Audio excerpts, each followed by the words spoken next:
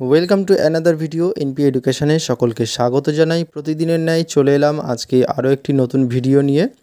তো আজকে যে বিষয়ে আলোচনা করতে চলেছি নিশ্চয়ই তোমরা থাম্বনেল দেখে বুঝতেই পেরেছো। হ্যাঁ, আজকে আমরা আলোচনা করতে চলেছি অবশেষে যে উচ্চ প্রাথমিকের মেধা তালিকা প্রকাশিত হয়েছে সেই বিষয়েই কিছু আলাপ আলোচনা আজকের এই ভিডিওতে থাকছে। তো উচ্চ প্রাথমিকের মেধা তালিকা প্রকাশ করলো স্কুল সার্ভিস কমিশন। বুধবার সন্ধ্যায় কমিশন তাদের ওয়েবসাইটে মেধা তালিকা আপলোড করে কবে থেকে কাউন্সেলিং হবে তার প্রাথমিক সূচি আজ বৃহস্পতিবার অথবা শুক্রবার এসএসসি দিতে পারে। এসএসসি সূত্রের খবর, পুজোর আগে কাউন্সেলিং শুরু হয়ে যাবে।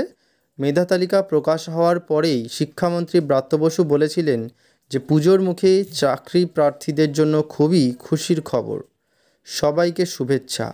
স্কুল সার্ভিস কমিশনের চেয়ারম্যান সিদ্ধার্থ মজুমদার বলেন, প্যানেলে থাকা প্রার্থীদের তালিকা এবং অপেক্ষমানদের তালিকা আলাদাভাবে দেওয়া হয়েছে।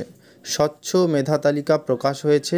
মেধা তালিকায় প্রার্থীর নাম, শিক্ষাগত যোগ্যতা থেকে প্রাপ্ত নম্বর, টেটের নম্বর, ইন্টারভিউ থেকে প্রাপ্ত নম্বর সব আলাদা করে দেওয়া হয়েছে।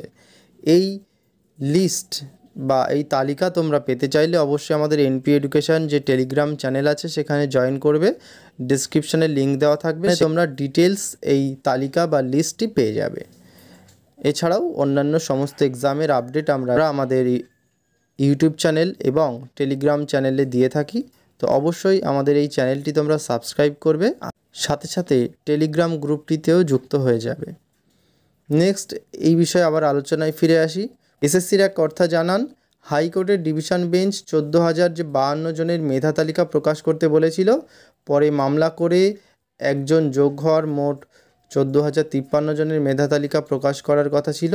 একটি পুরনো মামলা গত 19শে সেপ্টেম্বর নিষ্পত্তি হওয়ার পরে তালিকায় আরও 9 জন যুক্ত হন। মোট মেধা তালিকা হয়েছে 14,062 জনের। সেখান থেকে জাতিগত শংসাপত্র ও তথ্যগত গরমিলের জন্য 96 জন প্রার্থীর নাম মেধা তালিকা থেকে বাদ গিয়েছে।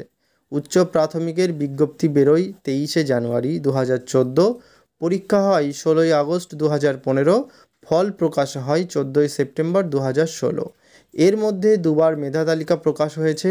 প্রথম তালিকা দুর্নীতির অভিযোগে হাইকোর্টের নির্দেশে বাতিল হয় 11 ডিসেম্বর 2020। দ্বিতীয় মেধা তালিকা বাতিল করে পুনরায় সংশোধন করতে বলে হাইকোর্ট। তৃতীয় মেধা তালিকা বুধবার প্রকাশিত হয়েছে। তো এই ছিল বিস্তারিত তথ্য এই আপার প্রাইমারি যে প্যানেল প্রকাশিত হয়েছে সেই সম্পর্কে। এই ধরনের সমস্ত আপডেট পেতে হলে অবশ্যই আমাদের এই চ্যানেলের সাথে যুক্ত থাকতে হবে। এছাড়াও আমাদের টেট প্রিপারেশান এবং অন্যান্য এক্সামের জন্য ডেডিকেটেড টেলিগ্রাম চ্যানেল এবং গ্রুপ ক্রিয়েট করা আছে, হোয়াটসঅ্যাপ গ্রুপ ক্রিয়েট করা আছে। ডেসক্রিপশানে দেওয়া লিঙ্ক থেকে তোমরা অবশ্যই আমাদের চ্যানেলে বা গ্রুপে যুক্ত হয়ে যাবে। আজকে পর্যন্তই, দেখা হবে আবার পরবর্তী ভিডিওতে। Thanks for watching.